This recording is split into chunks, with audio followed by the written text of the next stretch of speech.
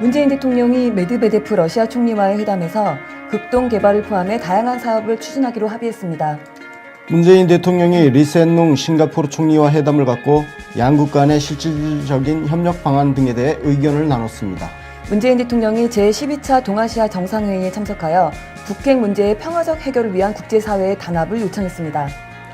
문재인 대통령이 제20차 아세안 플러스 3 정상회의에 참석해 한중일 3국과 아세안 간의 상호 선순환적인 협력의 필요성을 강조했습니다. 문재인 대통령이 동남아 순방에 동행한 기자들을 찾아가 이번 순방 성과를 직접 설명하는 기자간담회를 가졌습니다. 이명박의 측근이 노무현 정부에 대해 쌓아놓은 자료가 있다며 근거 없는 주장을 하며 좁혀오는 수사망에 대한 초조함을 드러냈습니다.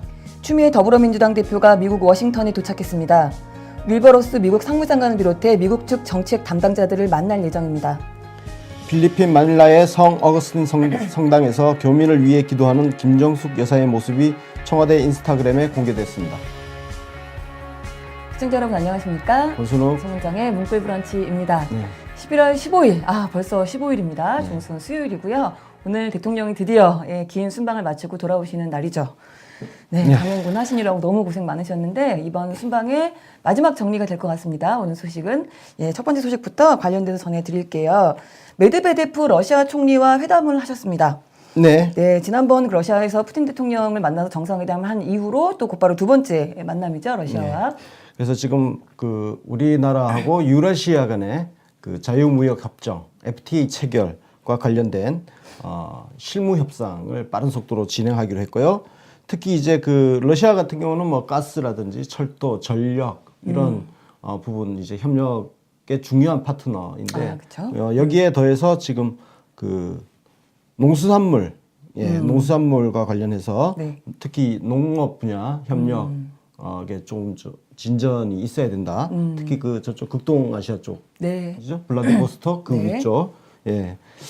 거기에 대해서 이제 조금 부처한 논의를 좀 더 빨리 심화시키자. 네. 이런 제안을 러시아와 했습니다. 농업에 대한 협력을 할 수 있다는 거 저는 완전히 신기한 얘기인 것 같아서 네. 어떠한 분야의 농업일지 참 궁금한 부분도 있고요.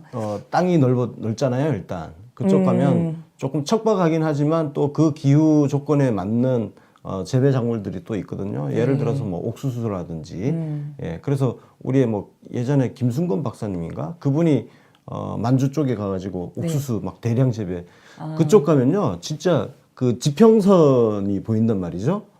끝이 없이 땅이 넓어서. 지평선이 보이는데 거기에 그 어마어마한 넓이의 땅에 옥수수를 정말 많이 심어놨어요. 그러니까 러시아도 인근 지역이기 때문에 아마 토양이 비슷할 겁니다. 예. 그렇군요. 어떤 게 될지 궁금하기도 하고. 그리고 또 좀 중요한 이야기도 하나 하셨죠. 우리나라 기업에 대해서. 네. 네. 특히 이제 현대자동차 같은 경우, 상트페테르부르크, 예. 거기 이제 그쪽에 이제 공장이 있어요. 뭐 투자 특혜 계약이 좀 있는데 이게 곧 만료된대요. 현대자동차와 관련한 특혜를 준 계획이 있다. 그리고 이제 특히 이제 시베리아 횡단 열차 있잖아요. TSR이라고 그러죠. 네. 시베리아 횡단 열차 통관 발음에 유의해 주시기 바랍니다. 네. 통관 절차에 있어서 조금 간소화 해달라는 요청도 있었습니다. 그러니까 우리 기업들이 조금 더 잘 사용할 수 있도록. 네, 그렇군요. 통관 절차가 이제 까다로우면 아무래도 속도에서도 문제가 생기고 그렇겠죠. 네, 그렇군요. 그래서 그런 이야기, 사실 이런 얘기가 좀 저희가 예측했던 것보다 굉장히 구체적인 얘기들이잖아요, 지금. 네, 그렇습니다. 네, 의미가 또 있지 않을까? 네. 그런 생각도 들고요. 그리고 러시아가 웬일로 강경한 얘기를 또 해줬어요. 북핵에 관련해서. 네. 절대 용납 못한다 이런 이야기를 또 했다고. 원칙적인 이야기, 북핵 용납 못한다는 거는 북한 빼놓고는 다 용납 못한다고 하죠. 근데, 중국도 그렇고요. 근데 북핵 실험이라든지 미사일 발사 실험이라든지 여기에 대해서 어떻게 대응하느냐가 사실 더 중요하죠. 그래서 대북 제재, 유엔 안보리 대북 제재 결의안이라든지 그 내용 부분에 있어서 이제 러시아하고 중국이 조금 우리나라하고 약간 이견을 보이고 있는데요. 이 부분에 있어서 조금 더 구체적으로 이렇게 이견을 좁히면서 실질적으로 북한이 대화 테이블로 나올 수 있도록 압박을 행사하는 것. 러시아의 역할은 그거죠. 그래서 그 부분에 있어서 조금 네, 분위기가- 원칙적인 부분을 일단 확인은 했습니다. 네, 그렇습니다. 지금 뭐 분위기가 굉장히 좋았다는 얘기가 있어요. 그 문재인 대통령이 워낙에 지금 러시아 측에서 얘기하는 에서 하려고 하는 그 극동 지역 개발에 네. 대해서 워낙에 이제 의지가 좀 강하시다 보니까 이번에 사실 이제 그 메드베데프 총리는 총리잖아요. 대통령은 네. 아니고. 근데 이제 안에서 일반적으로 의전상 이제 기다려야 되는데 기다리고 계시다가 그냥 밖에 나가서 맞이하겠다. 네. 그래서 우리 그 의전팀들이 말리는 거를 뿌리치고 저 밖에까지 쫓아나가서 저렇게 밖에서 맞으셨다고. 네. 그 저렇게 환대해 주니까 이제 이인자 입장에서는 굉장히 저게 이제 자기를 대우해 준다는 걸 또 당연히 느꼈겠죠. 그래서 분위기가 더 아주 서로 예우하고 예, 그렇죠. 합의했다 네. 이런 이야기가 있습니다. 뭐 외교는 상대방의 마음을 얻어서 우리의 이익을 최대한 관철시키는 무대 아닙니까? 예. 네, 맞습니다. 그래서 근데 사실 이제 외교하는 거 보면은 꼭 그렇지 않고 자신의 위치나 이런 것들을 오히려 더 이렇게 과장해서 힘을 보여주려는 느낌인 경우도 있잖아요. 근데 우리 대통령은 그냥 그런 거 필요 없고 그냥 상대방 마음을 네. 좀 여시는 네. 스타일이신 것 같아서 이번에 아주 분위기 좋았다. 그래서 그 신남방 정책을 사실은 이제 얘기하러 갔던 그 자리에서 신북방 정책이라고 하는 그 러시아와의 정책까지도 이제 두 마리 토끼를 잡은 거 아니냐 뭐 이런 이야기도 있었어요. 네. 그 극동 지역 같은 경우는 사실 김대중 대통령, 노무현 대통령 이 민주정부 10년 동안 연해주 지역이라든지 만주 지역 네. 이쪽에 우리가 굉장히 사실 그 협력 관계도 많이 하고 공동 사업 같은 것들이 굉장히 많이 일어났었단 말이에요. 근데 지난 9년 동안 북한과의 관계만 무너진 게 아니라 맞습니다. 동시에 저쪽 공동 개발도 거의 다 무너진 거예요. 근데 뭐 예를 들어서 뭐 우리가 뭐 미국만 쳐다보고 살면은 우리가 미국의 한 주로 속국이 된다면 또 모르지만 그게 아니라면 그렇죠. 러시아 극동 지역 개발이라든지 이런 거에 우리가 소외되어야 할 이유가 없잖아요. 그렇습니다. 그런데 같이 참여를 하게 되면 우리한테 도움이 되면 도움이 되지 네. 손해볼 게 뭐가 있겠습니까? 일자리 창출부터 해가지고 우리 기업들의 어떤 투자 활동이라든지 이윤 창출에도 도움이 될 것이고. 근데 지금 소외되어 있기 때문에 이 부분을 지금 역시 복원하는 중이다. 저 극동 지역도 뭐 블라디보스토크 갔다 오신 분들은 아실 거예요. 개발이 정말 많이 되고 있거든요. 활발하게 예. 이루어지고 있다. 예, 문재인 그렇습니다. 대통령께서 예. 그 극동 지역 개발을 또 좀 올인하시고 매진하시는 이유 중에 또 하나가 거기에서 이제 경제적인 그 활발한 어떤 분위기가 만들어지면 네. 북한도 내가 저기에 끼지 않으면 결국 나만 손해다라는 이미지를 줘서 결국은 이제 또 테이블 밖으로 나올 수 있게끔 끌어낼 수 있게끔 네, 하려는 그런 그렇습니다. 의지. 그래서 네. 경제적인 이익과 더불어서 이제 북한과의 평화적인 어떤 이미지 분위기를 좀 조성하려는 의미로도 극동 지역에 굉장히 또 많이 신경 쓰고 계시다 이런 이야기도 나왔었어요. 그래서 하여간 참 고생을 많이 하셨고 러시아를 이렇게 해서 그러니까 회담을 잘 하셨고요. 다음으로는 또 싱가포르 총리죠. 리센룽 총리와 같이 또 회담도 있으셨습니다. 그 전에 먼저 네. 있었던 회담인데요. 네. 네. 뭐 네. 싱가포르는 정말 강소국이죠. 예. 인구가 얼마 안 되기 때문에 네, 맞습니다. 잘 사는 나라인데 잘 사는데 작은 예, 나라. 잘 사는데 저는 개인적으로 그런 나라 살고 싶지 않아요. 이유는요? 예? 이유는요? 아, 네. 뭐 국가에서 그 시민 한 사람 한 사람의 생활 규범을 다 통제하고 규격화해 놓은 나라를 그 무슨 재미로 삽니까? 아, 그렇군요. 예. 여기서는 근데 뭐 우리나라와의 관계는 특별히 뭐 예. 문제가 되거나 이런 건 또 없기 때문에 예. 그냥 편안한 이야기들 나누셨고 여기에 더불어서 이제 싱가포르가 또 추진하는 사업에도 또 살짝 관심을 예. 보이셨어요. 스마트 네이션 이니셔티브라고 네. 이게 뭐 일단 표현만 보면 네. 약간 뭐 디지털로 무장한 국가를 만들겠다는 네, 것 맞습니다. 같은데요. 네. 싱가포르 정도 되니까 가능한 거예요. 우리나라도 저 정도 규모면 우리가 할 수 있습니다. 그래서 저는 그 언론들이 싱가포르를 하나의 모델로 제시하고 하는 것은 콧방귀를 낍니다.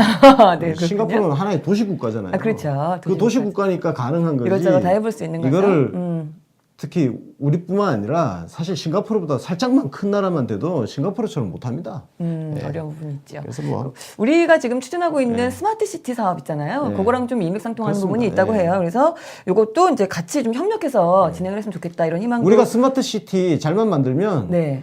싱가포르 스마트 네이션이잖아요. 스마트 네이션보다 더 큰 스마트 시티를 만들어요. 그럴 수 있죠.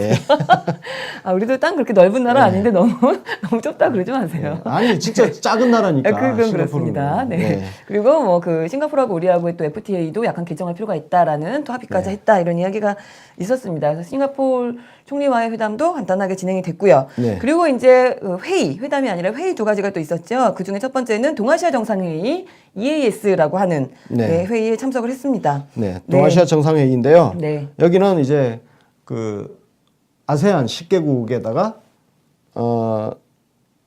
그리고 동아시아 관련된 국가들 있잖아요. 네, 뭐 다 한미일, 포함됩니다. 중국, 러시아 막 이렇게 쭉 미국, 네, 예, 다 포함됩니다. 예, 다 포함해서 이제 네. 모이는 건데 예, 여기서도 이제 북한 핵 문제 네. 예, 다시 한번 강조를 했습니다. 네, 그렇죠. 어쨌든 도발을 억제하고 안정적으로 관리하는 것이 중요하다. 네, 맞습니다.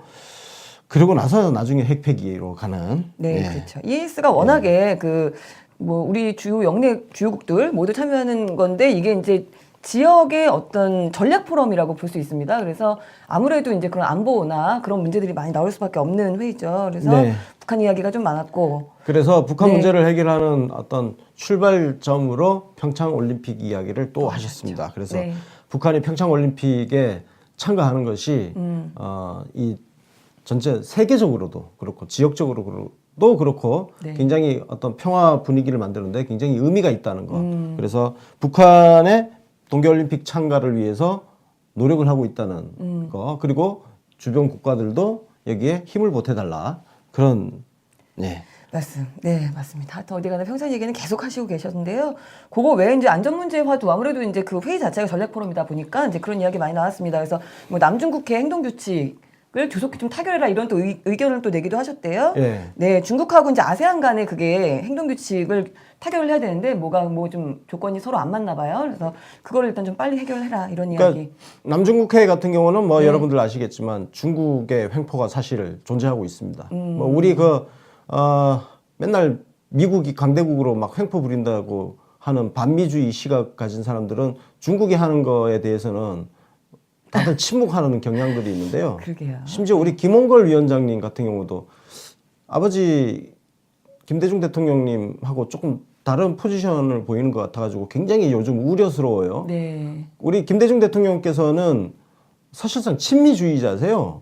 그리고 김대중 DJ께서 어떤 사선을 넘나들고 할 때 그 구명 활동을 하고 맞습니다. 생명을 옆에서 보호해준 국가가 미국 아닙니까? 유럽 예. 쪽이죠. 네. 근데 뭐 요즘 중국이나 미중 간의 갈등 문제에 있어서 너무 일방적으로 미국을 비난하고 계셔가지고 자 아시아로 눈을 돌리면요 중국의 횡포는 장난이 아닙니다. 그렇죠. 예? 사실. 그냥 깡패 수준이에요 지금.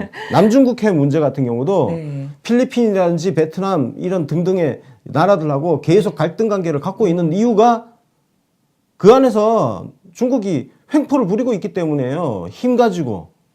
그렇죠. 예. 약간 깡패 국가 비슷한 느낌이 좀 있기는 하지요. 네. 그래서 사실은 문 대통령이 여기서 이 자리에서 이 얘기를 언급하셨던 자체가 어떻게 보면은 중국과 아세안 10개 국가들 그 가운데서 중국한테 약간 빨리 좀 타결해줘라 이제 이런 이야기를 또 전달하는 느낌도 좀 있다는 예. 생각이 이게 중국이 왜 이 문제가 생기냐면 네. 중국이 지들 마음대로 하고 싶은 거예요. 그렇죠. 규칙을 마음대로 정하는 예? 거죠. 네. 물론 거기에 이제 미국의 태평양 함대하고 어떤 대치 전선, 특히 이제 필리핀 같은 경우는 미국하고 밀착되어 있는 그런 관계니까 그 부분은 이해가 되지만 그럼에도 불구하고 나머지 그 주변 국가들하고 긴장 관계를 그렇게 계속 가져갈 이유가 뭡니까? 네, 맞습니다. 그거는 그냥 자기 힘으로 모든 걸 관철시키겠다는 그런 게 지금 존재하고 있는 거죠. 네. 예. 중국이 사실은 오히려 미국보다 그런 마인드는 좀 더 강한 것 같죠, 그죠? 그러니까 예. 그 세계의 중심이다라는 어떤 그런 느낌 좀 강한 것 같은 하여튼 그런 이야기가 있었고 그밖에 의제에 대해서도 아주 의견을 적극적으로 개진하셨습니다. 뭐 테러 폭력적인 극단주의에 대한 문제들, 사이버 안보, 그 다음에 뭐 그런 부분들에 대해서 우리나라에서 지금 하고 있는 역할들도 설명도 열심히 하시고 그거에 네. 대해서 어떻게 또 해결을 해야 된다 이런 이야기들도 굉장히 많이 하셨다 이런 네. 이야기가 나왔어요. 네, 그래서 요 회의에 참석을 하셨고 또 마지막으로 그다음에 또 회의였죠? 네. 그다음에 이제 그 자금 세탁 방지 기구 네. 와 관련해서 특히 이제 자금 문제가 이제 테러하고 연계되어 있는 것도 있고 이게 그렇죠. 결국은 안보의 문제로 연결돼 문제가, 있죠. 그렇죠. 네. 그래서 이런 것들을 국제 간에 조약, 약속을 서로 잘 지켜서 자금 세탁은 그럼 국경을 넘나들면서 세탁을 하는 거잖아요. 그렇죠. 지금 이명박 다스가 그렇죠. 문제되가 있는 것도 결국은 국경을 넘고 하면서 네. 돈 세탁을 하는 과정이란 말이에요. 맞습니다. 그래서 이게 자금 세탁 기구에서 정해놓은 규칙을 각국이 잘 지켜야 바로 이런 이명박 같은 새끼 돈 숨기는 것도 찾아낼 수 있고 그 다음에 테러 자금으로 지원되는 이런 것도 우리가 사전에 차단 조치할 수 있고 그런 부분을 다시 한번 강조를 하신 거죠. 네, 그렇습니다. 그래서 워낙 또 원칙주의자이신 편이시다 보니까 그거에 대해서 이제 각 나라마다 기준이 다 들쑥날쑥하잖아요. 그래서 네. 그거를 아예 국제 의무 이행 기준을 정해야 된다. 또 이런 또 의견을 내기도 하셨어요. 네, 그래서 굉장히 빛나는 아주 존재감을 확실히 보여주신 그런 회의 자리였던 것 같고요. 그 다음은 또 아시안 플러스 3 정상회의에도 참석을 하셨죠. 네. 네. 이게 이제 아세안 10개국 플러스 한중일 네. 3개국이 이제 같이 외교 현안 다루는 네. 건데요. 네. 이 자리에서는 그 식량 안보 문제가 의제로 왔네요. 네. 네, 그렇습니다. 식량 안보가 우리도 지금 쌀이 우리가 남아도나요? 남아돌죠 아직. 네. 네, 많이 남아돈다고 합니다. 요즘 쌀을 많이 안 먹는다고 해가지고 예. 그래서 뭐 제가 이제 새만금 개발 사업이 막 생각이 나요. 네네. 새만금 노무현 대통령께서 새만금 개발 부분을 그때 이제 그 이전에 이제 해놓은 거란 말이에요. 그때도 참 난리 쳤던 기억이 좀 납니다. 우리 대통령께서는 그걸 온팡 뒤집어 쓰고 욕은 진짜 욕만 먹었죠. 난 그 욕하는 게 그게 뭐 식량 안보를 해친다 어쩐다 그런 얘기 그때 많이 식량 안보 얘기 나오면 막 새만금이 생각이 나요. 예. 그러시군요. 거기 개발하면은 뭐 농사 지을 땅이 뭐 없어진다. 없다. 뭐. 맞습니다. 예. 근데 아직도 펄펄 남아돌지요. 네. 그래서 쌀값이 안정이 안 돼서 항상 그렇게 문제가 좀 되는데 네. 어쨌든 우리가 그래서 근데 아세안 쪽에는 이제 우리보다 더 심각한 사실 식량 부족 국가들이 많이 있지 않습니까? 네. 그래서 그쪽에 이제 비상 쌀 비축 제도가 있나 봐요. 이쪽에다가 우리가 올해만 해도 750톤을 지원을 했고 앞으로도 더 적극적으로 지원 협력하겠다 이런 이야기 하셨다고요. 네. 그렇습니다. 네. 그리고 또 올림픽 이야기인데요. 네. 지금 내년 평창 올림픽 이후에 그 다음에 도쿄 올림픽이 있고 도쿄 하계 올림픽이죠. 하계죠. 네. 그 다음에 다시 베이징 동계 올림픽 이렇게 2년 간격으로 쭉 연결이 되는데 그렇습니다. 이게 그 어쨌든 이 동북아시아의 평화 질서를 만들어내는데 뭔가 조금 이제 역할을 역할을 해보자 하면 이런 좋죠. 이야기. 예. 하셨고 그리고 또 여기서 또 좀 재미있었던 거는 그 아세안이 이제 동아시아 전체로 봤을 때는 굉장히 사실은 더 거기가 비중이 큰 인구라든가 땅이 근데 이제 한중일 3국이 플러스가 돼 있는 거잖아요 동북아시아가 그래서 동북아시아가 관계가 셋이 좋아져야 이 아세안 플러스 3의 동아시아의 개발이나 협력이 더 활발해질 수 있을 거다. 그러니까 우리 한중일 셋이 일단은 관계를 잘 만들겠다 이런 비슷한 이야기를 또 하셔가지고 굉장히 거기 같이 앉아있던 중국하고 일본은 그거 들으면서 어떤 생각을 했을까 그런 생각이 들기도 했습니다. 이 같은 자리에 이제 일본 아베 총리가 와 있었고 중국에서도 총리가 와 있었잖아요. 네, 그래서 그나저나 이게 쌀 지원한다는 이 얘기 나오면 이제 북한을 우리가 생각하지 않을 수 없잖아요. 네. 정말 김정은을 비롯해서 평양에서 살고 있는 북한의 기득권자들. 네. 예. 한줌의 무슨, 기득권자들. 저게 무슨 공산주의 사회예요. 저게 그냥 공산주의라는 이념을 끌어다가 그냥 자기 합리화하고 그냥 평양의 기득권자들 먹고 살기 위한 네, 봉건국가죠. 그죠? 뭐 왕조 예. 국가라고 봐야 되겠죠. 그 나머지 저 뭐 두만강, 압록강 그저 추운 동네 가면 네. 그쪽 하여튼 날씨도 추워지고 하니까 네, 예. 맞습니다. 우리 동포들은 거의 90% 이상이 다 굶고 있다 이런 얘기인데 예. 하여튼 안타깝고 요거 외에 또 경제 관련 회의가 정상회의가 있었어요. 네. RCEP라고 하죠. 예. 역내 포괄적 경제 동반자 협정 정상회의인데 아이고 이거 발음을 어떻게 해야 되는 거예요? RCEP로 네, 읽어야 RCEP인데 돼요? RCEP라고도 하더라고요. RCEP. RCEP라고도 그죠? 하고요. 네. 예, 왠지 이게 전 처음 봐요 이걸. 그렇군요. 예, 이게 이 이제 용어를 우리 지금 처음 봐가지고. TPP 있잖아요. 미국이 이번에 탈퇴한 그래서 일본이 주도하고 있는 TPP랑 같이 이제 좀 네. 그 대항하는 일종의 그런 회의라고 보면 되는데 여기에 사실 우리 대통령이 참석을 하시려고 했는데 지금 뭐 정상회의나 이런 일정들이 잇따라서 지금 계속 이제 수년되면서 우리 김현종 통상교섭 본부장이 대신해서 대리 참석을 했습니다. 네네네. 네. 이게 그거군요. 아세안 10개국에다가 네. 한중일 그리고 호주, 뉴질랜드, 뉴질랜드, 인도까지 딱 네. 해가지고 그 자유무역 협정을 맞습니다. 만드는 거네요. 네네. 이게 그 지금 현재 제가 말씀드렸던 그 내용이군요. 그 TPP가 있고 저 남미 가면 남미 경제 자유 공동체가 있거든요. 네네. 유럽은 EU가 있고 네. 이런 식으로 블록화 지금 하고 있는데 이쪽도 한 블록을 지금 만들겠다는 네. 예, 그런 협상이네요. 네, 맞습니다. 이게 뭐 지금 얘기가 나오고 된 거는 한 2, 3년 이상 됐는데요. 그게 이제 확실하게 이제 협상 내용을 정확하게 만들어서 타결이 딱 돼야 되는 거잖아요. 그거를 내년까지 완전히 협상 타결을 하자. 지금 이렇게 얘기가 됐습니다. 네. 네, 이게 이제 사실은 지난한 과정이다. 네, 예. 맞습니다. 어렵겠지만 어쨌든 이제 긍정적으로 좀 보고 있는 거고 지금 보호무역주의를 이제 주창하고 나오는 미국이나 이런 거에 사실 대항하는 예, 그런 의미도 있습니다. 그래서 자유무역을 강조하는 공동성명을 또 채택하기도 했어요, 이 자리에서. 네. 네. 그래서 자유무역 중요성 강조를 했고 네. 하여튼 상호호혜적인 협정을 체결을 해야 된다. 호혜적인, 거. 네. 그래서 2018년에 타결하는 것을 목표로 노력을 하자. 네. 야, 2018년이면 얼마 남지 안 남았는데. 네, 내년이죠, 내년. 야, 네. 이거 쉽지는 않을 것 같습니다. 네. 네. 16개 국가가 그렇죠. 이거를 하나의 어떤 단일한 협상안을 만들어낸다는 게 보통 일이 아니기 때문에 예, 하여튼 잘 되기를 바랍니다. 네. 우리 정부가 지금 뭐 추구하고 있는 경제 쪽 방향이랑 크게 다르지 않다면 네, 잘 돼 있으면 좋겠습니다. 그래서 우리 김현종 통상교섭 본부장이 여기까지 가서 대신해서 이제 고생을 했다 이런 이야기가 있었고요. 그리고 마지막으로는 또 다음 소식으로는 우리 문재인 대통령이 어쨌든 이 숨가쁜 일정을 마무리하시고 이번에도 기자실에 또 깜짝 방문을 하셨다라는 얘기가 있었어요. 네, 이 네. 과정을 보면 네. 기자단에서 깜짝 방문하게 된 과정이 그죠? 기자 간담회가 무산됐다가 네. 대통령께서 그냥 가신 거예요. 네, 네, 맞습니다. 네. 그래서 일정도 좀 빠듯하고 그리고 뭐 해서 그냥 안 하기로 했다가 네. 나중에 대통령께서 그냥 하자 이렇게 하셔가지고 이제 급하게 연락을 하고 갔다. 저 싸가지 없는 새끼들 저거. 그러게 말입니다. 뭐 이쁘다고. 박근혜 밑에서 두 손 공손히 모아가지고 받아쓰긴 하던 새끼들이. 네. 아이 진짜. 이쁘다고 쫓아가서 격려까지 해주시고 악수해주시고 그러는지 모르겠어요. 이럴 때 진짜 차지철 부르고 싶어요 진짜.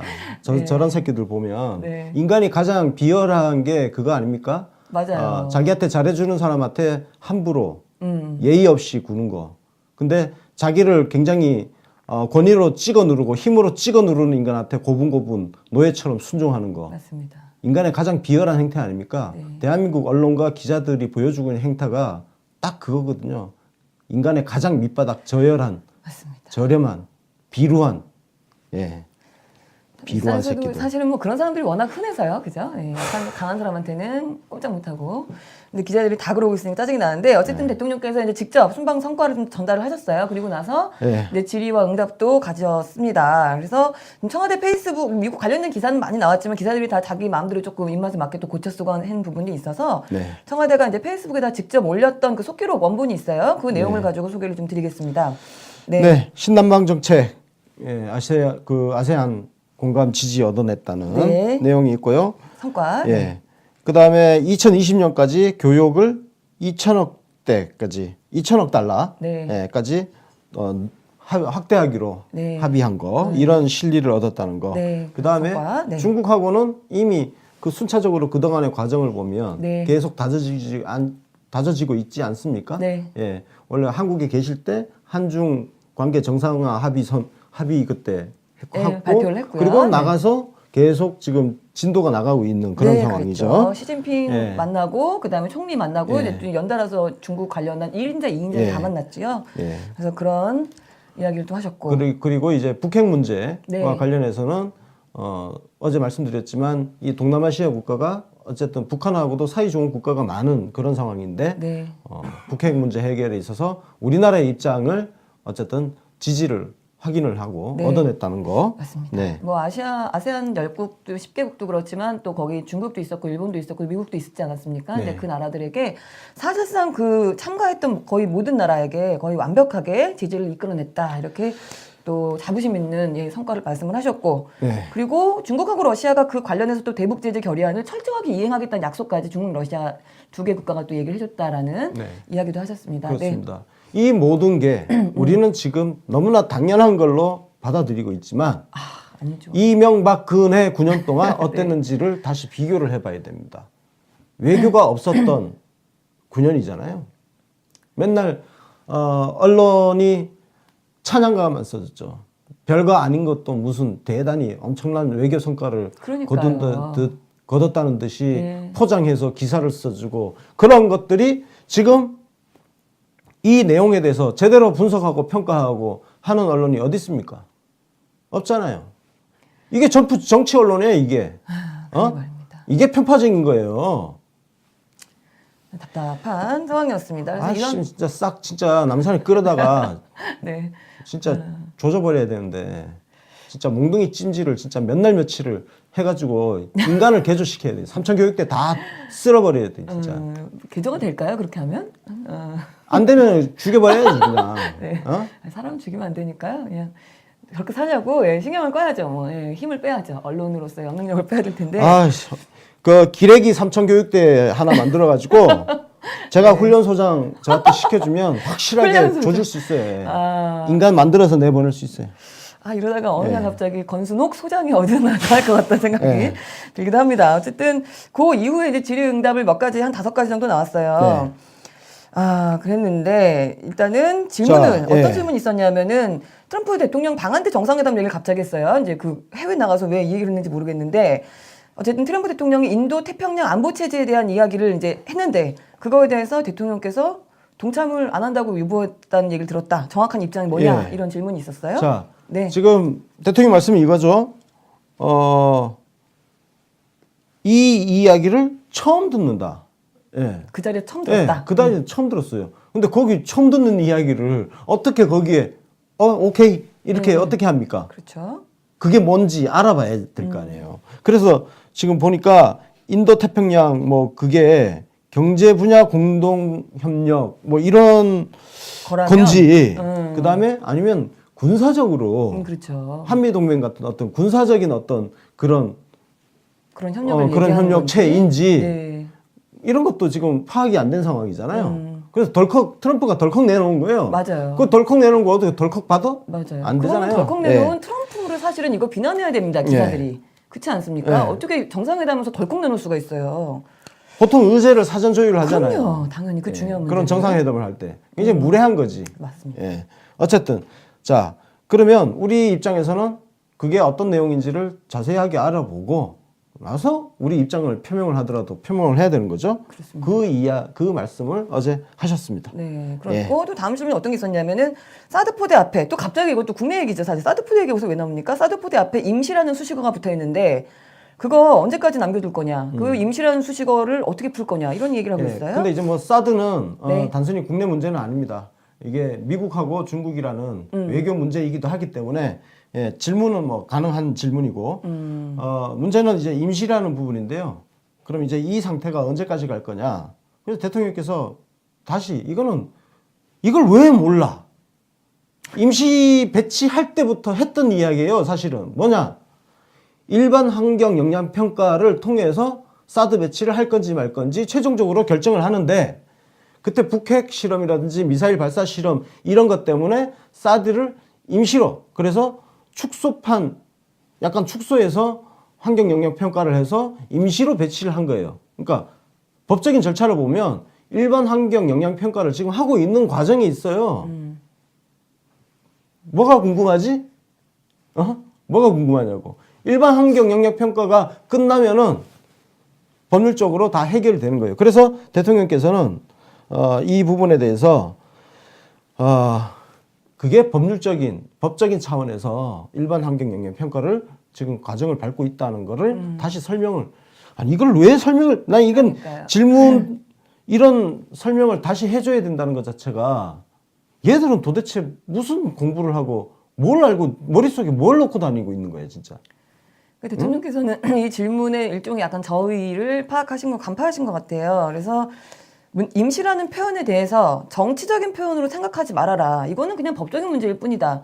근데 마치 그 임시라는 걸 우리가 미국과 중국 사이에서 정치적으로 이용하는 거 아니냐라는 질문이 사실 밑바닥에 깔려 있는 거를 간파하시고 그냥 이렇게 대답을 바로 다이렉트로 하셨더라고요. 네. 뭐 하여튼 그런 얘기. 또 다음 질문이 어떤 게 있었냐면은 정부 차원에서 지금 북한 뭐 평화올림픽 강조하면서 자꾸 참가하라고 하는데 그 가능성의 타진 여부를 지금 물밑에서 하고 있느냐 뭐 이런 질문이 있었고요. 니들이 물어봐도 이거는 말 못 해주는 거야. 맞습니다. 네. 야 이런 거를 지금 물밑에서 뭔가를 하고 있어도 그리고 니들이 이렇게 묻는다 이걸 야, 이걸 어떻게 대답을 해주냐? 어? 북한하고 우리하고 완전히 대화가 단절된 그런 상황인데 여기서 지금 뭐라고 대답하겠어요? 네. 참. 하고 있는지 안 하고 있는지 네. 잘 모르겠지만 하고 있을 가능성이 있잖아요. 가능성이 있죠. 네. 근데 그걸 어떻게 없을 수도 얘기해? 있고, 네. 그래서 대통령께서 뭐 참가 자체에 대해서는 비관도 낙관도 하지 않는다. 그러니까 뭐 안 온다고 해서 비관할 거나 혹은 올 거라고 이렇게 낙관하고 있지도 않고 그냥 열심히 IOC가 그냥 하고 있다. 그리고 지금 말씀하신 그 얘기를 은근슬쩍 하셨어요. 북한의 참가를 위해서 우리가 하고 있는 여러 가지 노력 부분들도 나중에 올림픽 때 되면 그때 가서 다 밝혀지지 않겠냐? 이렇게 얘기를 하셨고. 협상이 잘 되면 그렇겠죠. 어느 날 발표를 딱 할 것이고 지금 니들이 또 뭐 이거 한다 그러면 또 별별 소설 기사 다 쓸 거 아니에요. 그렇죠. 난리 이것들. 나겠죠. 또 난리 나겠죠. 어? 네. 아이고. 또 소설 한 권이 또 나타나겠죠. 소설이 수북히 쌓이는 거죠. 네, 맞습니다. 에이. 하여튼 뭐 다음 질문도 좀 약간 답답한 질문이었습니다. 북한이 핵동결이나 핵폐기 단계로 넘어가는 절차에 따라서 나중에 국제사회와 한미가 같이 그에 상응하는 조치를 협의할 수 있다고 하는데 시차가 있느냐. 그러니까 뭐냐면 우리가 지금 북한이 핵을 놓는 거랑 우리의 어떤 뭐 당근 주는 정책을 뭐 동시에 같이 할 수 있느냐. 한미 훈련을 우리가 먼저 그만둘 수 있느냐. 아니면 우리가 기다렸다 할 거냐. 뭐 이런 시차가 있는 질문인데 이 질문에 대해서도 이것도 네. 이게 라면 질문이잖아요. 그렇죠. 예, 라면 질문. 라면 질문인데 대통령께서 참 이런 멍청한 애들한테 참 대통령님이 그 어린애들 말귀 못 알아듣는 공부 못하는 학생들 앉혀놓고 또박또박 네. 가르치고 있는 선생님 같습니다. 맞습니다. 자, 지금은 대화 국면이 아니에요. 그러니까 기자들 질문 이 자체가 뭐냐면 핵 동결, 핵 폐기 단계로 넘어가는 절차.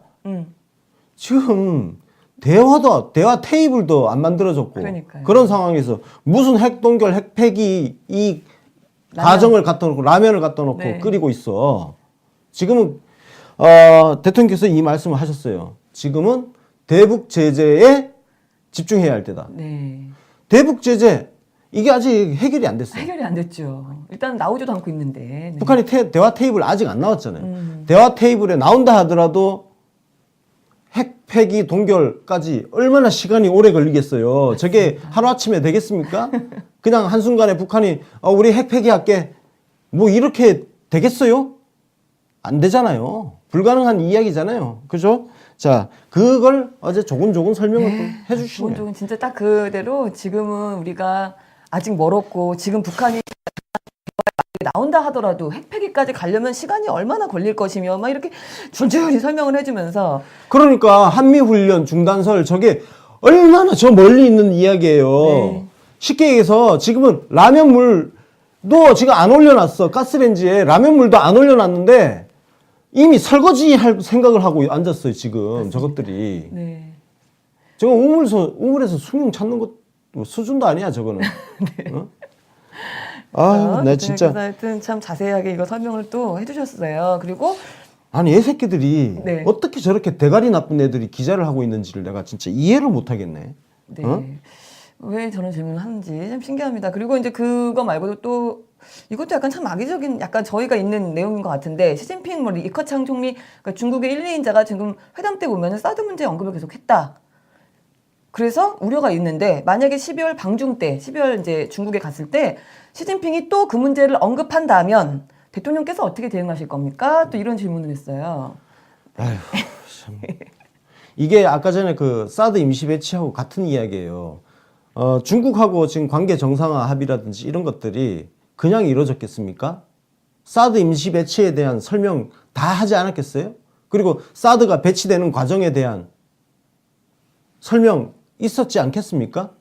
박근혜가 중국 뒤통수 친 거에 대해서 물밑에서는 전 정부의 그런 거에 대해서 서로 표면적으로는 서로 사과하는 거 안 했지만 물밑에서는 서로 좀 그때 좀 우리 전 정부가 니네 뒤통수 때려가지고 미안해.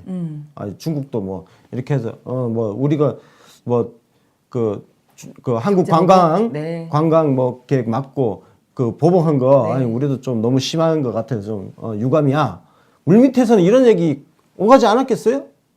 그거 없이 그냥 이렇게 이야기가 흘러온다고 생각하세요? 사드에 대한 이야기는 이미 진도 나간 언제적 이야기를 지금 하고 있는 거예요. 이 질문 자체가 한참 진도 여기까지 나와 있는데 진도 못 따라온 지진아 그렇죠. 새끼야 이거 완전히. 네, 맞죠. 어? 대통령도 그 얘기를 하셨어요. 지금 실무자들 협의했던 그 실무자들끼리 다 얘기가 됐던 내용을 그냥 양 정상이 다시 한번 확인한 것뿐이다. 사드 얘기가 언급된 이유는 이제 이렇게 얘기를 하시면서 이게 웃긴 게 그러니까 둘이 싸웠는데 정말 화해를 잘했단 말이에요. 근데 옆에서 계속 그러는 거예요. 제가 너 또 싸운 걸면 어떡할 거야? 싸운 걸면 어떡할 거야? 그걸 계속 물어보고 있는 거예요. 이해가 안 가는. 그러니까 잘 안 되기.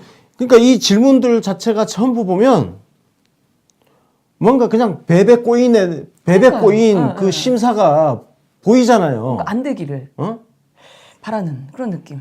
이명박근혜 때 그렇게 조용히 입 쳐닫고 받아쓰기 하던 새끼들이 그러니까요. 건방진 새끼들, 야비한 비루한 새끼들 진짜. 그러니까. 아, 정말 너무합니다. 그 사실은 이게 우리 그 신남방 정책의 이 골자를 가지고 순방을 출발하셨던 건데 지금 이게 질문이 답니다. 그러니까 그 아세안과의 뭐 경제 협력이라든가 이런 것들에 대한 얘기는 전혀 없고 오직 지금 뭐 그 중국 사드하고 이제 트럼프 뭐 이런 이야기만 질문만 있었어요. 그래서 아, 질문도 참 그랬다 싶었는데 이 또 그 와중에 또 무개념한 질문을 한 기자가 하나 있었어요. 그것도 자랑이라고 기사까지 했더라고요. 전병헌 수석이죠. 예. 네네. 그래서 국내 정치 질문 왜 안 받나? 어. 질문이 그거예요. 아유, 진짜. 국민일보 기사인데요. 내용을 보면 되게 웃깁니다. 전병헌 청와대 정무수석과 관련한 검찰 수사 등 국내에 뭐 문제의 질문 민감해하자 뭐 기자단이 간담회를 하지 않겠다고 한 상황이었는데 이날 간담회가 불과 열리기 10분 전에 갑자기 통보가 되었다. 그러니까 그 기분 나쁘다 이거예요.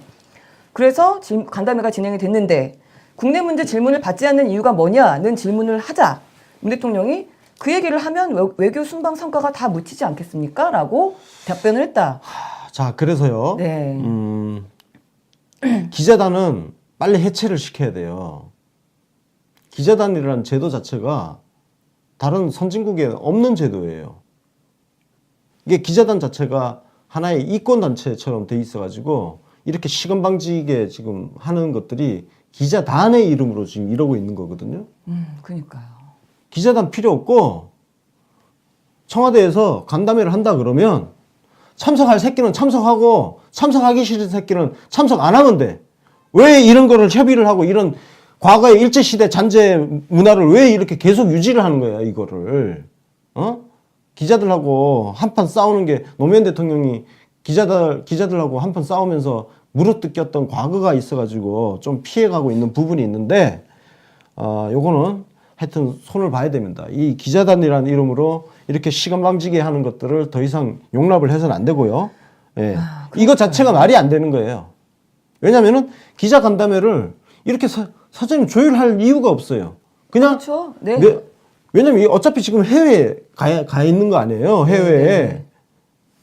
이미 모여 있잖아. 그러면 시간만 넉넉하게 언제 간담회 합시다. 뭐 그렇다고 이 새끼들이 동행 취재 따라가가지고 뭐 딴짓 뭐 할 게 뭐가 있어요.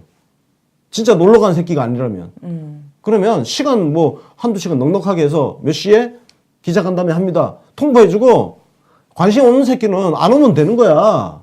왜 이거를 기자단이란 이름하고 해가지고 이런 시건방진 게 어디 있습니까? 간담회 안 하겠다. 국내 정치 질문 같은 거 질문 안 받겠다고 하니까. 자, 그리고 전병헌 수석 이야기 할게요.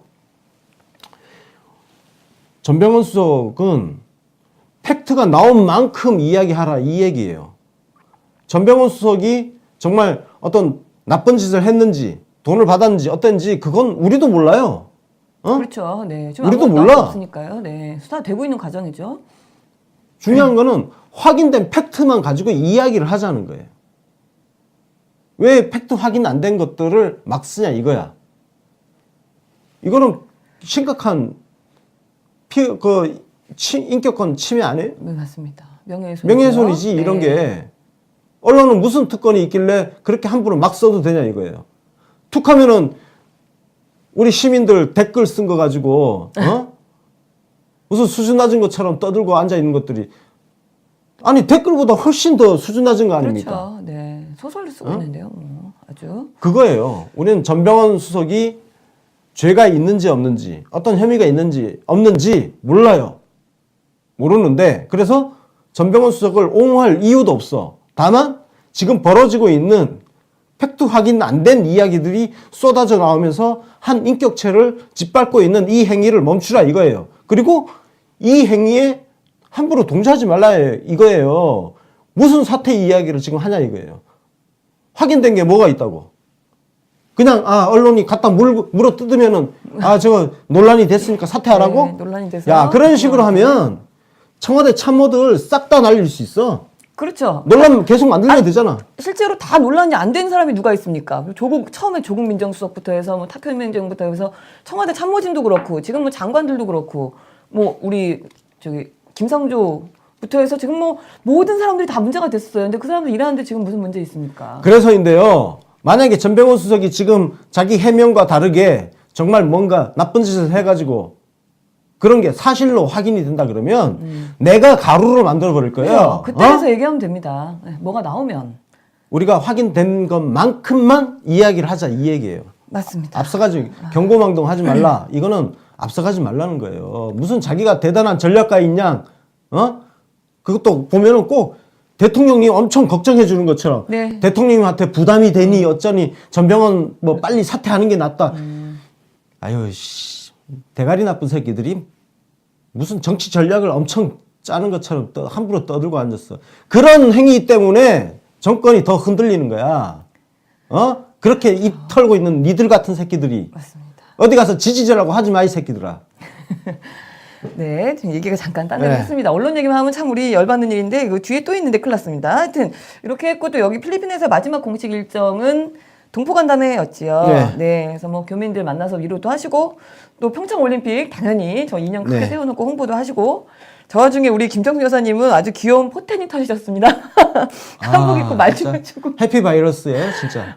그러니까요. 네. 사실 근데 저 때가 정말 피곤하셨을 때예요. 시간적으로도 그렇고. 근데도 끝까지 저렇게 최선을 다해서 분위기를 만드시는 우리 김정수 여사님 사랑합니다. 네.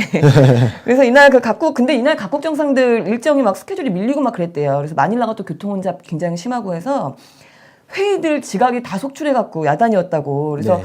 아시안 플러스 3 그 회의에서 대통령님이 조금 일찍 가셔서 이제 회의를 좀 기다렸는데 저 사진 보니까 일주일 사이에 얼굴이 수척해지셨어요. 그지 않아요? 네. 얼마나 피곤하시겠습니까? 그러니까요. 예. 무슨 생각을 하시는 표정인지 모르겠는데 그래서 뭐 어쨌든 저렇게 해서 거의 모든 스케줄을 마무리하셨지만 이 성질급한 트럼프는 그 EAS 회의에 그냥 참석 안 하고 뭐 80분 이상 길어진다고 자기 혼자 갑자기 비행기 타고 또 가버렸어요. 그래서 그게 뉴스에 나오기도 했는데 미국으로 이제 급하게 갑자기 돌아가기 전에 기자들 모아놓고 회견 잠깐 했어요. 근데 그 자리에서 또 그 외국인들 우리 한국에서 국회 연설했던 거 언급을 하면서 외국인들은 그 의사당 안에서 좀처럼 연설할 기회를 안 준다고 하는데 한국은 참 나한테 잘해줬다, 우리한테 잘해줬다 이런 또 갑자기 또 칭찬을 하고 갔다 이런 이야기가 또 있었고요. 예. 하여간 이렇게 해서 정말 길었던 순방이었죠. 마무리가 됐습니다. 우리 문재인 대통령 두 분 내외 고생 너무 하셨고 보좌진들도 진짜 수고 많이 하셨고요. 수고 많으셨습니다. 네, 우리 성공적인 그 순방이었던 것 같은데 축하하면서 저 표정 마지막으로 외교 천재 표정입니다. 저게 바로 네, 저걸로 마무리를 하겠습니다. 정치 10단이에요. 그러니까요. 정치 10단 문재인 대통령님 오늘 들어오십니다. 그리고 다음 소식입니다. 네, 이명박 측이 얘기를 잠깐 해야 될 것 같아요. 이명박 측근이 이제 궁지에 아주 몰렸나 봐요. 되도 않는 뻥카를 지금 시전하고 있어요. 네. 집권 5년 동안 노무현 정부에 대해 쌓아나온 자료가 있다. 그래서 자료를 꺼낼 수도 있다. 이 새끼들은 진짜 범죄 집단이에요. 네, 맞습니다. 노무현 대통령 기록은 대통령 기록관에 가 있어야 돼. 근데 쌓아놓은 자료가 있다? 그러니까. 그럼 이 새끼들을 대통령 이미 기록물을 네. 막 뒤지고 다녔다는 거 아니에요? 노무현 대통령님이 자기 기록물 자기가 그거 뭐 갖고 나갔다고 그때 얼마나 물어뜯었습니까? 대통령 기록물 유출 사건 기억나시죠? 네네. 그죠? 2008년 봄부터 난리 치면서 그래서 이 서버 뭐 북한이 침투하고 아니 봉화마을에 그냥 대통령 컴퓨터하고만 연결되어 있는데 네. 그리고 사전에 다 상의를 해가지고 원본은 대통령 기록관으로 넘기고 카피본을 네. 떠가지고 그냥 그렇죠. 그러니까 봉화마을 사저에 본인의 자료죠, 사실은. 그래서 외부 망하고 연결되어 있을 수가 없어. 그러니까요. 그런 난리를 쳤던 게 좀 또 생각하기가 열받네요. 근데 본인들은 정권 내내 대통령 기록물 서버 연결해 갖고서는 그걸로 다 봤다는 거 아닙니까? 그러니까 보세요. 보세요. 심지어 쌓아놨다 지금? 노무현 대통령은 정말 자기 기록물도 제대로 못 보는 그걸 보려면 봉화마을에서 그때 기록관이 성남에 있었어요. 판교에. 네네. 판교까지 올라와야 돼. 이게 말이 되는 소리예요? 말이 안 되잖아요. 그래놓고 이 새끼들은 지들 서버 연결해가지고 대통령 기록물을 다 뒤져봤다는 거 아니에요? 네, 3,800건이나 봤었죠 그때. 네. 그래서 쌓아놓은 자료가 있다? 이 새끼들 이게 지금 범죄 행위를 스스로 실토한 거예요. 맞습니다. 이 새끼들 지금 이미 범죄 혐의가 나왔기 때문에 이거는 검찰 특수부에서 인지수사를 해야 됩니다. 이 새끼들 대통령 기록물법 위반 그렇죠. 혐의가 있다 해가지고 바로 잡아들여서 어떤 기록을 갖고 있는지 수사를 해야 됩니다. 그리고 맞습니다. 그 기록물을 어떤 과정을 거쳐서 갖게 되었는지 이것도 다 수사를 해야 돼요. 이거는 바로 지금 긴급 체포감이에요. 검찰에 조속한 신속한 수사를 제가 촉구를 하고요. 어처구니가 없습니다. 자, 그리고 이 새끼들은 얻는 제도 만들어내면서 정말 탈탈탈탈. 우리 회사 근처에 우리 대통령께서 자주 가시던 그 삼계탕집. 식당, 네. 토속촌이라고 있어요. 토속촌 거기 영수증 하나하나까지 다 깠봤다는 거 아닙니까? 그 다음에 지금 대구로 내려가 있는 이강철 전 시민사회 수석이라는 네. 그분이 청와대 그만두고 이쪽 그 토속촌 맞은편 쪽에 횟집을 했었단 말이에요. 또 거기 또 다 뒤져서 다 털어보고. 그 다음에 청와대, 참여정부 청와대 출신들 계좌 다 뒤졌어요. 야, 이 새끼들아. 그 다 뒤져가지고 그래서 뭐 나온 게 뭐가 있어? 그러니까요. 그래서 안희정 별거 있다? 구속되고 한번 강금호 회장님 정말 탈탈 그 털어가지고 죄 되지도 않는 거 그거를 억지로 집어넣어가지고 뇌종양 악화되고 돌아가시고. 그랬죠. 지금 뭐 그게 뭔가 있었으면은 그거 가만뒀을 이명박 정권이 아니죠. 다 그러니까 말은 말만 입으로만 떠들지 말고 다 까 그냥 예? 시원하게 까라고 그냥. 자, 응? 뭐가 있는지 이 새끼들 깔 거 없어요. 그러니까요. 예? 이거 100% 뻥카거든요. 엄청 쫄리고 있는 거야 이거. 그렇죠. 자연의 궁지에 몰리니까. 완전 쫄려가지고 지금 아무 말. 그냥 큰 소리부터 지금 치고 있는 건데 그러니까요. 일단 이 큰 소리를 액면으로 받아들인다. 받아주겠어. 근데 까. 이거는 까고 안 까고 문제가 아니라 이건 검찰이 긴급 체포해야 돼. 빨리 수사관 보내가지고 네. 이렇게 조동아리 턴 새끼를 일단 빨리 체포를 해가지고 끌고 와서 자료 갖고 있는 거 다 내놔라. 네. 검찰한테 까야죠. 검찰이 강제로 까게 대통령 하는 거죠. 기록물법 위반 혐의로 즉각 수사에 착수해야 됩니다. 맞습니다. 하여간 그 이명박 박근혜 다 마찬가지지만 이 적폐들이 자기네들이 뭔가 코너에 몰리고 궁지에 몰리면은 항상 이렇게 노무현 대통령을 소환을 하는 이상한 습성이 있는데 비슷한 놈이 하나 또 있었어요. 중앙일보 김진국이라는 또 꼴에 또 가로치고 대기자 이렇게 돼 있어요. 근데 칼럼을 보고선 아주 불난집이 부채질 나는 칼럼이었어요. 어제 이것 때문에 또 우리 UBC 고일석 기자가 열이 받아가지고 기사를 우리 보여주기도 했죠. 고일석 기자가 정말 온화하신 분이에요. 그럼요. 아주 정말 온화하신 분이거든요. 네. 근데 그 온화하신 분이 진짜 완전히 그야말로 뚜껑이 열려버렸어. 더군다나 이 칼럼을 쓴 김진국하고는 중앙일보 선후배 사이예요. 그냥 언론사 선후배만 뿐만 아니라 대학교 선후배야 또. 아는 사이야. 아는 사이인데 그냥 안면 물수하고 어제 그냥 작심하고 이 칼럼을 밟아버리는 글을 쓰셨는데 네. 다른 걸 다 떠나서 이 내용을 가지고 이야기하고 싶지도 않아요. 네. 조중동, 한경호가 노무현 대통령 이름 석자 자체를 거론 안 했으면 좋겠어, 진짜. 맞습니다. 제발 좀. 노무현 대통령 살아 계실 때 모욕 주고 조롱하고 비하하고 했던 새끼들이 지금 자기들 궁지 몰리니까 심지어 대통령님 유서를 끌고 가? 네. 이 천하의 쌍놈의 새끼들. 맞습니다. 인면수심이란 게 있는 거지. 네. 최소한 인간으로서의 기본 양심은 갖고 있어야 될 거 아니야. 그런 것도 없는 한경호도 마찬가지지만 조중동도 마찬가지고 지금 세상에 어떤 욕을 다 갖다가 쏟아 넣어도 사실은 뭐 이렇게 분이 안 풀릴 것 같은 그런 칼럼이었습니다. 그래서 하여간 그래서 이런 사람들 때문에 우리 노무현 대통령을 저 같은 경우는 억울한 마음이 더 잊혀지지가 않는 아주 잊을래야 잊을 수가 없습니다. 계속 이렇게 터뜨려 주니까. 저 오늘 사실 자제를 진짜 많이 한 거예요. 네. 제가 사실 분노 조절 장애가 있습니다. 제가. 갑자기 고백을. 네. 제가 노무현 이름 석자 나오는 우리 대통령님과 관련된 네. 뉴스에서 제가 주로 사실 눈이 획 그렇죠. 돌아가요. 네. 획 돌아가는데 오늘 그럼에도 불구하고 지금 자제를 한 건데요. 네. 정말 그러면 안 돼요. 우리가 그런 기사에 놀아나서도 안 되고, 하여튼 우리 대통령님 네. 참. 그렇습니다. 네. 하여튼 안타까운 부분. 뭐 예전에는 그 조중동 한경호가 우리 그 노무현 대통령 측근이나 혹은 노무현 지지자들한테 뭐라고 했냐면 노무현 파리한다 이렇게 얘기했잖아요. 네.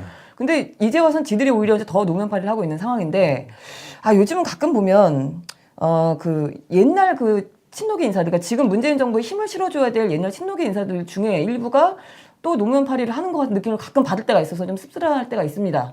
근데 뭐 대표적으로 어제도 사실 비슷한 게 하나 있었어요. 이광재 전 지사에 대한 소식이 하나가 다소 좀 그런 느낌이 있었는데. 네. 자, 미국 링컨 대통령이 네. 과거에 이제 상대 진영의 정치인을 뭐 장관으로 발탁하고 이런 거 하면서 연정, 협치 이야기를 했어요. 이거 안희정하고 같은 이야기를 지금 하고 있는데. 네. 연정. 네. 아니, 이 사람들은 진짜 더 이상 앞으로 노무현 대통령의 좌의정 우광재의 그 과거의 그 영광을 더 이상 우리가 훈장으로 인정해 주지 않았으면 좋겠다는 생각이 듭니다. 예. 과거는 과거고, 역사 발전, 시대 흐름, 변화, 여기에서 따라오지 못하고 과거에 읊조렸던 그 이야기를 어떤 경전처럼 이렇게 떠들고 있는 거. 이게 교조주의거든요? 그래. 노무현 대통령께서 연정도 이야기하고 링컨의 그런 어떤 네. 예 이거 참 부러워하시고 하셨어요. 그런 정치로 가야 된다고 말씀을 하셨어요. 그거는 김대중 대통령 5년 그리고 노무현 대통령 5년까지 우리가 민주정부 10년이라는 집권이라는 그게 있었고 거기서 앞으로 더 나가려면 그렇죠. 그런 수준의 정치가 가능해야 된다는 꿈을 갖고 계셨어요. 근데 노무현 대통령 실패했잖아요. 그 꿈이. 노무현 대통령의 그 선의가 정치인으로부터, 언론으로부터, 심지어 국민으로부터 버림받았잖아요. 실패했잖아.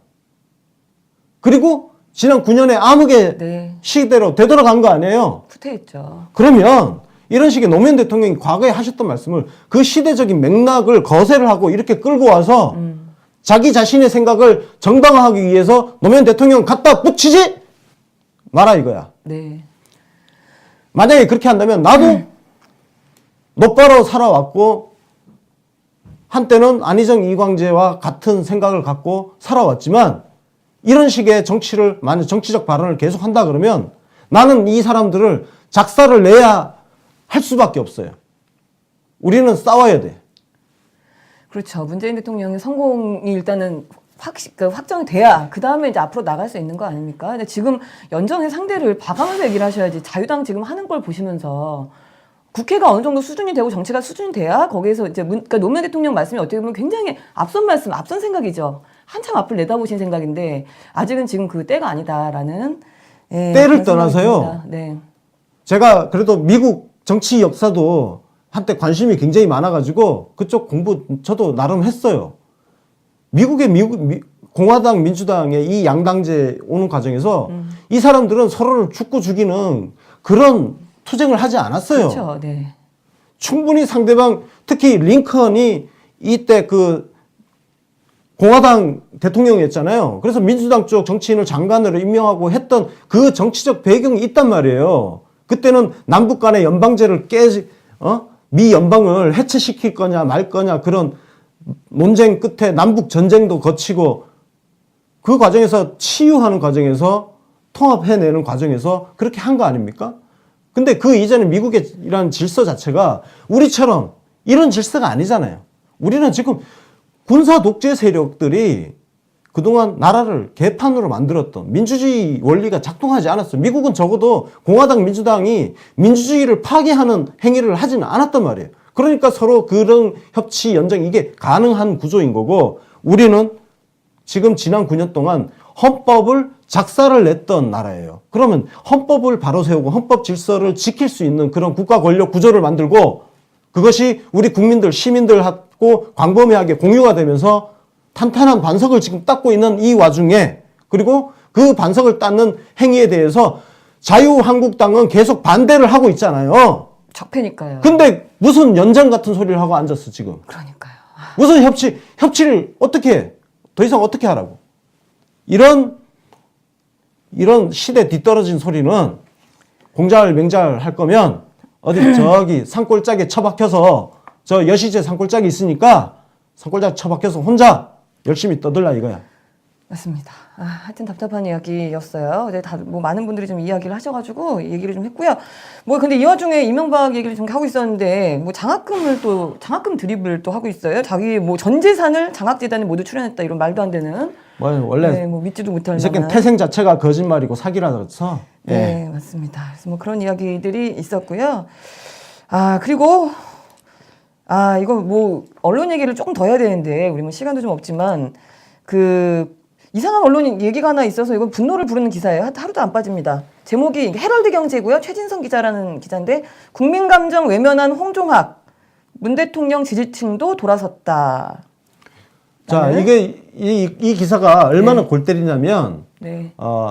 대통령 지지율이 지금 여기 80%대 그죠? 네. 뭐 한 70%대라 쳐요. 70에서 80 나옵니다. 네. 그다음에 홍종학 후보 임명해야 된다는 찬성 의견이 뭐 한 45 이렇게 나왔어요. 그러면 대통령 지지율 빼기 홍종학 찬성 지지율 하면은 네. 이게 한 25% 차이 난다 이거예요. 그러니까 대통령을 지지하지만 한 25%는 그러니까 그 25% 저 얘기는 25%가 등을 돌렸다 이 얘기인데 무슨 이런 산수가 있어요 이게. 아니 그렇게 따지면 대통령 지지율하고 민주당 지지율 차이도 똑같아. 그러니까 민주당도 등 돌렸네요 우리가. 등 돌렸어. 아유. 참. 무슨 이런 초딩만도 못한 산수를 갖다 들이대면서 기사 제목을 마치 지지자들이 돌아섰다?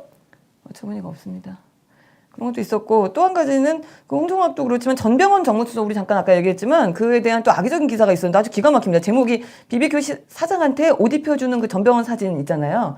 제목은 BBQ 회장도 갑질 논란 해서 해놓고 근데 저 기사는 11월 14일 기사입니다. 근데 저 밑에 있는 사진은 1월 11일 사진이에요. 저거를 굳이 저 사진을 끌어다가 저기다 갖다 붙이고 해놓는 의도 참 너무 얄팍해서요. 왜 저러는지 모르겠습니다. 장난하는 것도 아니고. 하여튼 저런 언론들의 장난들. 근데 전병헌 수석도 좋아 보이진 않습니다. 그러니까요. 그러니까 누가 봐도 좀 찝찝하게 보이는 사진이고. 하여튼 뭐 그렇습니다. 뭐 다음 소식 가겠습니다. 추미애 대표가 대미 외교 행보를 시작했다는 간단한 단신입니다. 네, 어제 워싱턴에 도착을 했어요. 4박 6일간 네. 갔죠. 그래서 이번에 뭐 한미 FTA 재협상 문제도 있고, 그 뭐 저 다 따라가는 사람들인가? 네, 김현도 그런가 봐요. 따라가나? 네, 김현 대변인 옆에 따라갔습니다. 그래서 우리 뭐 게리콘 미 백악관 국가경제위원회 위원단도 하고 그거 외에도 뭐 우리 공화당의 1인자인 지금 폴라이언스 하원 의장도 만난다. 뭐 또 워싱턴 포스트하고 인터뷰도 또 예정이 되어 있고요. 민주당의 유력 뭐 여성 정치인인 낸시 펠로시 하원 원내대표도 만난다. 뭐 그러니까 굉장히 지금 일정이 아주 빡빡하고 좀 주요 인물들을 많이 만나는 일정이 예정돼 있어요. 네. 그래서 잘 하고 돌아오시기를.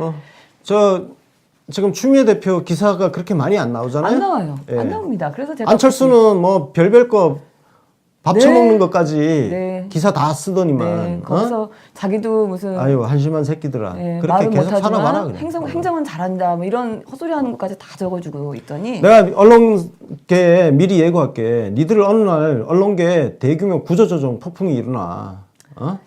밥 먹고 살 생각. 니들 미래를 한번 잘 생각해 보라고. 그렇죠? 폭풍 같은 구조조정을 할 수밖에 없는 그런 상황이 올 것이다. 맞습니다. 여론이 등을 돌리면 그렇게 될 수밖에 없겠죠. 마지막 소식입니다. 우리 김정수 여사님의 그 좀 아주 아름다운 사진이 그 인스타그램 청와대 인스타그램에 올라왔어요. 그거 봤는데 이게 뭐냐면 마닐라 숙소 인근에 있는 성당에 가셔서 성 어거스틴 성당이죠. 가셔서 여기서 저렇게 교민들을 위해서 기도를 하셨다는데 사진이 너무 예뻐서 화제가 좀 됐습니다. 필리핀이 사실상 카톨릭 국가죠. 저기 뭐 스페인 식민지 시절에 그래서 지금 저 필리핀은 거의 다 카톨릭 신자들이에요. 그렇죠. 그래서 성당이 많아가지고 성당은 그림이 굉장히 좋네요. 아름답고 그랬습니다. 사실 이 사진이 필리핀 일정 중에 나온 사진이잖아요. 근데 제가 이걸 굳이 아까 그 필리핀 그 순방에 대해 같이 넣지 않고 따로 뺀 이유가 있습니다. 오늘이 바로 김정수 여사님 생신이라서 오늘 특별대우로 그렇습니다. 마지막 꼭지로 준비를 좀 했는데 제가 아침에 보니까 사랑해요 김정숙이 검색어 17인가 그렇더라고요. 벌써요. 오늘 뭐 12시에 맞춰서 하자 이런 이야기가 있었어요? 10시, 12시, 2시 뭐 이렇게 돼 있었는데 제가 방송 전에 네. 가서 보니까 17위였어요. 이제 4위까지 올라왔네. 4위? 그렇군요. 자, 12시. 12시. 예, 네. 12시. 예, 1위 갑시다. 네, 맞죠. 1위 한번 가야죠. 예. 아니, 너무 신기한 게, 그 검색어 순위로 사실 이렇게 대통령 부부에게 우리가 메시지를 전달할 수 예. 있다는 게 그만큼 우리가 그만큼 크다는 거 아닙니까? 쪽수가. 예. 예, 이게 참 이렇게 국론이 통합될 때가 있나 이게 신기한 예. 기분이 좀 들기도 하고. 그리고 또 이건 조금 뭐 중요한 건 아니지만 재밌는 얘기. 이니템, 이니굿즈의 목마른 문구로 오소리들을 위한 깨알 정보입니다. 카톡 있잖아요. 카카오톡에 문구로 오소리 이모티콘이 등장했어요. 그리고 움직이는 이모티콘인데 너무 귀엽더라고요. 예, 근데 안타깝게 유료입니다. 예. 2,000원? 예, 2,000원 정도. 저거는 진짜 사게 될 것 같습니다. 네, 저는 어제 바로 그냥 보자마자 바로 질렀습니다. 너무 귀엽습니다. 그래서 저거가 있고, 그리고 또 다른 이니템이 하나 어제, 자정이죠, 자정. 그러니까 오늘 자정 1분에 등장을 했죠. 정신세계의 문재인 대통령 전용 의정부, 미스터 프레지던트가 무료로 다운받을 수 있는 이니템으로 등장을 했습니다. 네. 저 네. 미스터 프레지던트 지금 정치 신세계에 올려놓은 그 곡이 네. 국내에서 지금 최초로 처음으로 지금 원본 파일 그 전체가 네. 그러니까 미스터 프레지던트 전체가 올려진 건 처음입니다. 다른 데 어디 가도 그 전체 곡 전체 파일은 없습니다. 오직 정치 신세계만 있습니다. 네. 심지어는 그거를 무료로 예. 다운받아서 소장할 수 있다. 다운받아서 그냥 다양하게 활용하시면 됩니다. 뭐 벨소리로 써도 되고. 네. 예. 정말 너무 감사합니다. 우리 김영석 작곡가님. 로얄 젤리 오소리. 네. 네. 너무 감사드리겠습니다. 네. 11월 15일이었고요. 수요일입니다. 문불브런치가 준비한 소식은 다 전해드렸고, 오늘도 많이 봐주셨고요. 슈퍼챗도 아까 초반에 우리 특히 우 기자님 화내고 계실 때 많이 주셨습니다. 네. 웃을 때 많이 주시면 더 많이 웃으실 것 같아요. 네. 화낼 때보다. 감사드리고요. 자, 중요한 공지를 네. 예, 해드리겠습니다. 네. 저희들 그 공개 방송이 12월 16일 네. 예, 토요일. 오후 6시부터 8시까지 2시간 동안 열립니다. 장소가 종로구에 있는 마이크 임팩트 스퀘어. 네. 그 종강역 바로 옆에 보신각 바로 옆에 있어요. 네. 1호선 종강역. 네. 그리고 저희가 공간 문제 때문에 이번 공개 방송은 120명 선착순으로 그리고 1인당 회비가 2만 원이 책정됐습니다. 네. 여기에 이제 저희가 그 UBC가 만든 다양한 이니 굿즈를 사은품으로 좀 드릴 거고요. 선물로 드릴 거고요. 네. 자, 이 티켓 예매는 UBC 사이트에 가시면 네. 티켓 예매 그 코너가 있습니다. UBC 커뮤니티 예. 사이트죠? 네. UBC 커뮤니티 사이트에 가시면 네. 티켓 예매 이 사이트 코너가 있어요. 메뉴가 하나 예, 생겼습니다. 메뉴가 있습니다. 이니굿즈 메뉴 바로 예. 옆에 끝에 생겼습니다. 티켓 예매 코너에 가셔가지고 네. 거기서 티켓을 구매를 하시면 됩니다. 네. 결제는 무통장 입금만, 입금만 가능합니다. 거죠? 그래서 먼저 입금하신 120명까지, 만. 120매까지 딱 거기서 저희가 네, 그렇습니다. 그리고 1인 1매는 아니고요. 최대한 많이 살 수 있는 거는 1인 4매까지 가능합니다. 네, 맞습니다. 예. 그리고 혹시 연령 제한이 있나요? 없습니다. 연령 제한이 없나요? 미성년자는 안 됩니다. 네, 그러니까요. 네, 미성년자는 입장 불가. 그러니까 예. 이제 아이들이나 청소년들은 입장 불가라는 말씀입니다. 예. 네. 그래서 그거고요. 그다음에 네. 이제 UBC 회원 로그인 하셔야 되고요. 예. 그러니까 그거를 구매하려면 네. 일단 회원으로 로그인이 해야 구매가 이제 가능하니까요. 그래서 그렇게 되어 있고 자세한 안내는 또 우리 사이트에 들어가서 보시면은 예매 사이트 페이지에 또 정리가 되어 있으니까 참고하시면 될 것 같고요. 예, 지금 뭐 방송 끝나고 지금 저 올라왔네요. 네. 레이방님이 저 사이트 올려주셨는데요. 네, 이미 지금 예매 클릭해서 사이트가 오픈돼 예, 있습니다. 오픈되어 있으니까 지금 바로 예매하시면 됩니다. 네, 맞습니다. 오늘 지금 저희 이 생방송 통해서 처음으로 지금 안내를 이걸 한 거기 때문에 아마 오늘 이제 같이 생방송 라이브에 참여해주신 분들이 우선적으로 지금 이 내용을 아셨습니다. 그 다음에 저희가 이 방송 끝나면 물론 뭐 페이스북 페이지나 이런 데다가 또 안내하겠지만 예. 네, 예. 제일 먼저 아셨습니다. 그래서 선착순에 좀 유리하실 것 같다 이런 말씀 드리고요. 오늘 오후 프로그램은 없습니다. 없습니다. 네. 그래서 오후 프로그램은 오늘 없는 걸로 그렇게 안내 드리고 다른 말씀 있으신가요? 예, 할 말 다 했습니다. 네. 그러면 저희는 내일 오전 10시 네. 45분에 다시 오겠습니다. 시청해주신 여러분 고맙습니다. 감사합니다.